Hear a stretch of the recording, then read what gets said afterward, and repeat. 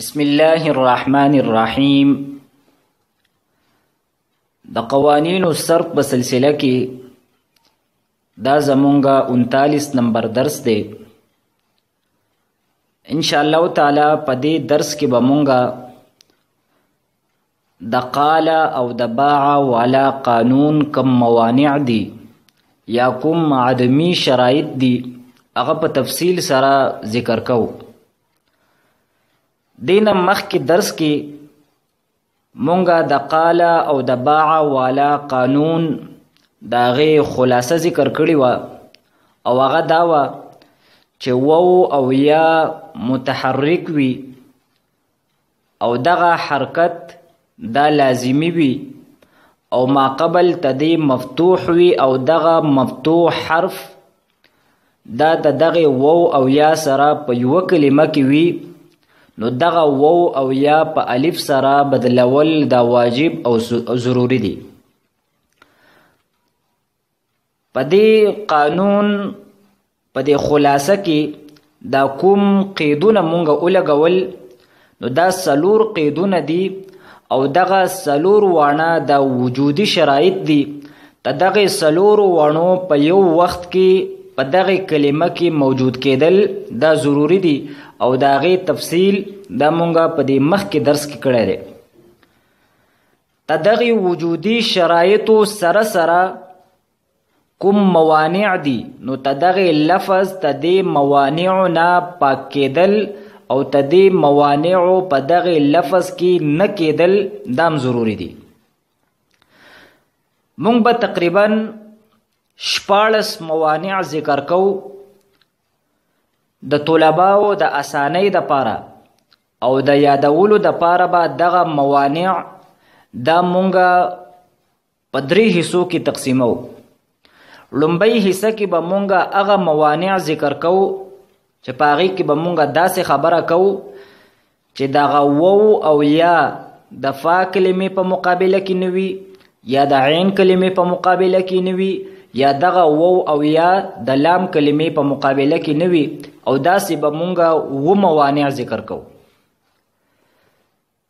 په 2مه حصه کې به مونږه هغه موانع ذکر کوو چې په هغې کې به مونږه داسې خبره کوو چې دا وو او یا په داسې کلمه کې نه وي او په دې حصه کې به مونږه 4 موانع ذکر کوو. او په 3مه حصه کې به مونږه هغه موانع ذکر کوو چې په هغې کې به مونږه داسې خبره کوو چې دغه وو او یا نه بعد داسې حرف نه وي، یعنی الف علامت د تثنیې نه وي یا الف د جمع مؤنث سالم نه وي. د هغې نه به تعبیر مونږه په داسې انداز سره کوو. نو اوس مونږه راځو لومبۍ حصې له. نو په دغه موانعو کې لومبۍ مانع دا دی چې دغه وو او یا دا د فا کلمې په مقابله کې نه وي. که چرې دغه وو او یا دا د فا کلمې په مقابله کې وو، نو په دغه وو او یا کې به د قال او د باع والا قانون دا نه جاری کیږي. د هغې مثال مونږ سره دی توعد او تیسر. توعد بر وزن تفعل او تیسر بر وزن تفعل. دا یو مثال دا وو دی او دا دویم مثال دا د یا دی. په دې کې وو او یا متحرکم دی، تدې حرکت دا لازمیم دی، ما قبل تدې مفتوح هم دی او دغه مفتوح حرف دا وسره په یوه کلمه کې دی او تدې باوجود په دې کې دا قانون نه دی جاری شوی. تدې وجه دا ده چې دلته مانع موجود دی او هغه مانع څه دی چې وو او یا دا د فا کلمې په مقابله کې دي. دویم مانع دا دی چې دغه وو او یا دا د لفیف د عین کلمې په مقابله کې نه وي.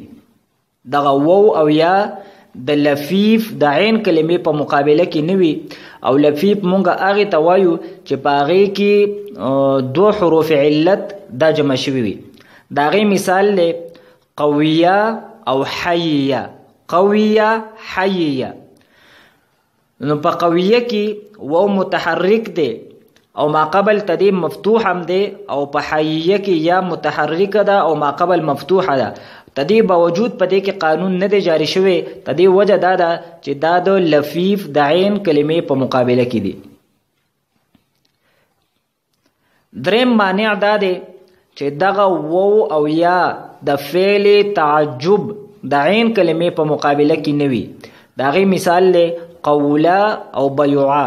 پدې قوله کې وو د عین کلمې په مقابله کې دی او په بیوعا کې یا د عین کلمې په مقابله کې ده. سلورم نمبر مانع دا دی چې دغه وو او یا د فعل غیر متصرف د عین کلمې په مقابله کې نه وي. یو د فعل متصرف او بل د فعل غیر متصرف. فعل متصرف هغه ته ویل کیږي چې د هغه گردان کیږي او د هغه گردانونه د موجود وي. مثلا ضربه ده، نسوارا، سمعا، د ټول. او فعل غیر متصرف هغه ته وایي چې د هغه گردان د نه کیږي یا صرف د هغه د ماضی گردان کیږي. نو مونږه سلورم نمبر مانع دا ذکر کو چې دغه وو او یا په فعل غیر متصرف کې نه. نو کچری دغه وو او یا په فعل غیر متصرف کیو نو بیا په پکی هم دا قانون دا نه جاری کیږي. داغه مثال مونږ سره دی لیسا. دا په اصل کې دی لیسا او لیسا دا فعل غیر متصرف دی لہذا دغه یا دا به مونږ په الف سره دا نه بدلو. پنځم نمبر مانع دا دی چې دغه وو او یا د ملحق په عین کلمې په مقابله کې نه وي. کچری د عین کلمې په مقابله کې وو نو دغه وو او یا دا به مونږ په الف سره دا نه بدلو. ملحق هغه ته ویل کیږي چې یو کلمه د بلې کلمې سره د برابرولو د پاره مونږ په دې لومبۍ کلمه کې غیر قیاسي تور باندې څه حروف سیوا کو د هغې د همشکل کولو او د هغې سره د برابر کولو د پاره. لیکن شرط دا دی چې په معنی کې څه تبدیلی او تغیر او تبدل دا نه راځي. د هغې مثال دی قولول او بیعوع.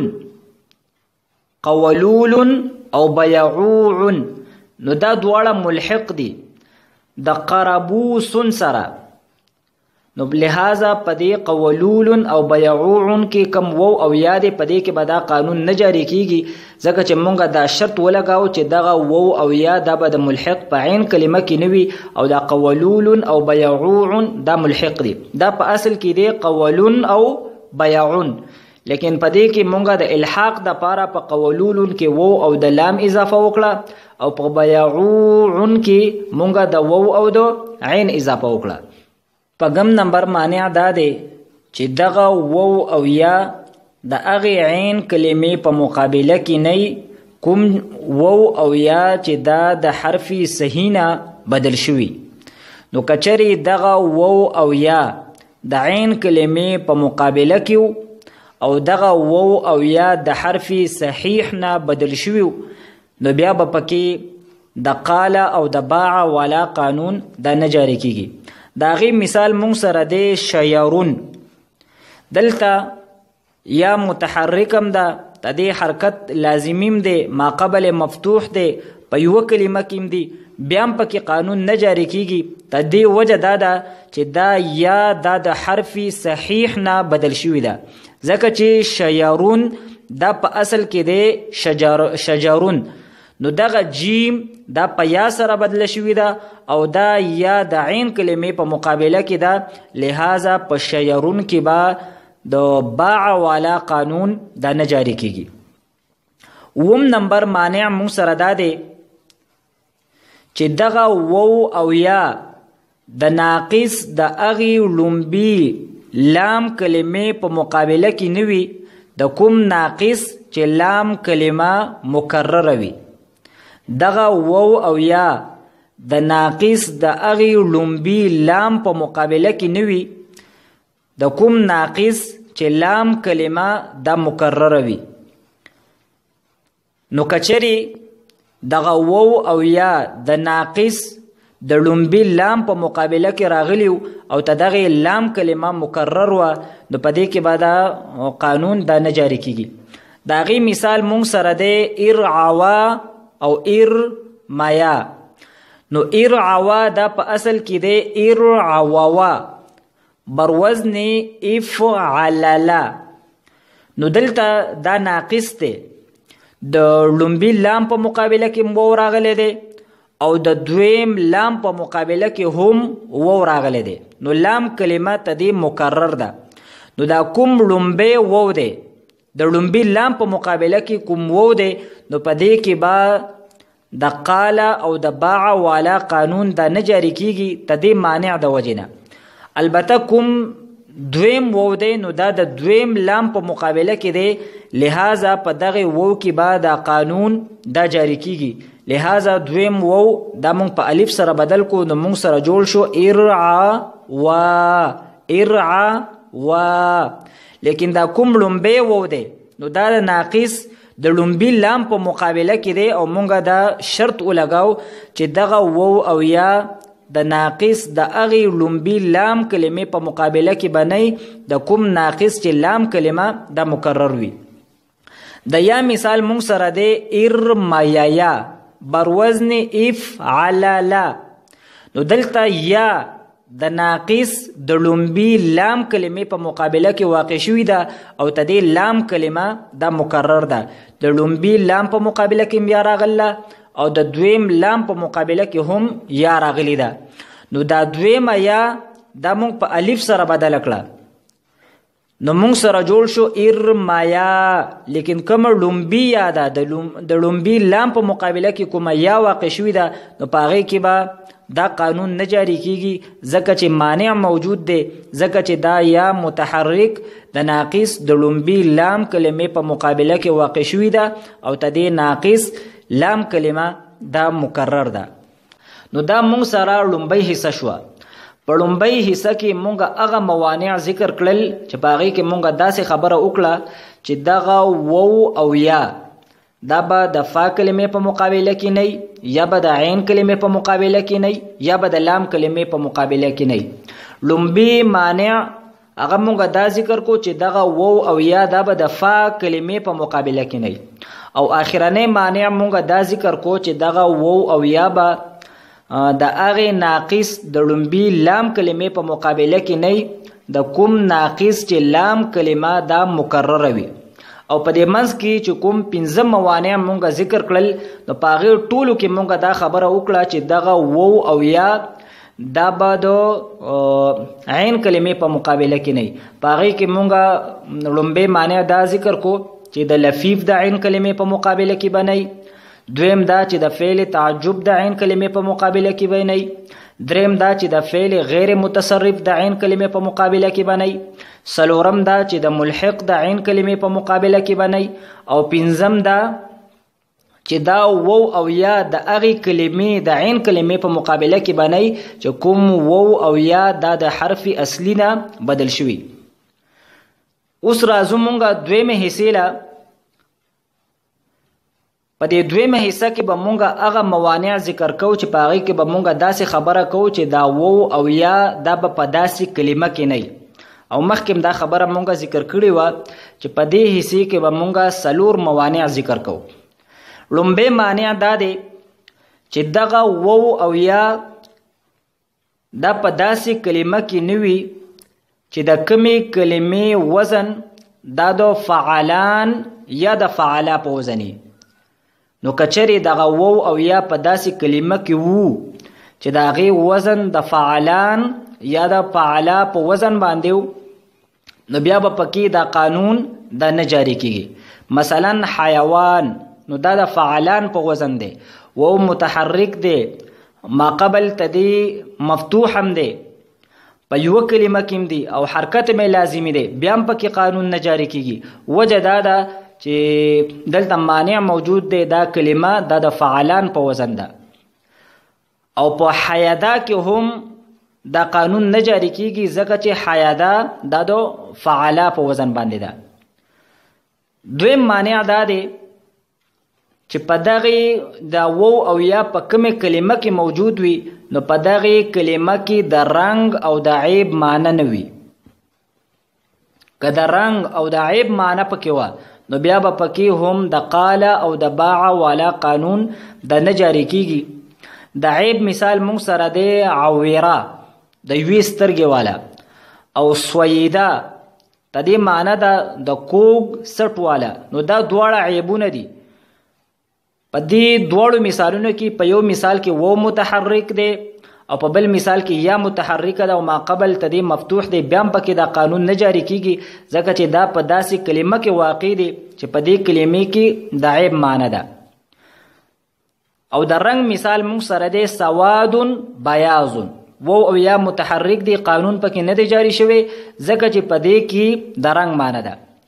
دریم معنی دا دی چې دغه و او یا په هغه باب افتعال کې نوي چې کوم باب افتعال دا د تفاعل په معنی باندې وي. دغه و او یا په هغه باب افتعال کې نوي چې کوم باب افتعال د باب تفاعل په معنی کې وي. داغي مثال مونږ سره دی اجتوارا. دا د تجاورا باب تفاعل په معنی باندې دی ځکه چې د تجاورا معنی ده د یو بل په گاون کې اوسېدل. دا د تجاورا معنی ده او هم دغه معنی دا د اجتوارا ده. نو دلته و متحرک دی حرکت لازمیم دی ما قبل مفتوح دی بیا هم دغه و دا په الف سره نه دی بدل شوی. تدې وجه دا ده چې دا باب افتعال دا د تفاعل په معنی باندې دی. په دې حصہ کې کوم څلورم معنی مونږ ذکر کوو نو هغه دا دی چې دغه و او یا په داسې کلمه کې نوي چې د کومې کلمې وزن د فعلتون په شانتي وي. نو کچری د فعلتون په شانتي نو بیا به پکې دا قانون نه جاری کیږي. داغي مثال مونږ سره دی حوکتون. حوکتون بر وزن فعلتون. و متحرک دی حرکت لازمیم دی ما قبل مفتوح دی په یو کلمه کې دی بیا هم و په الف سره نه بدل شوی ولی مانع موجود دی ځکه چې دا کلمه دا د فعلتون په وزن باندې ده.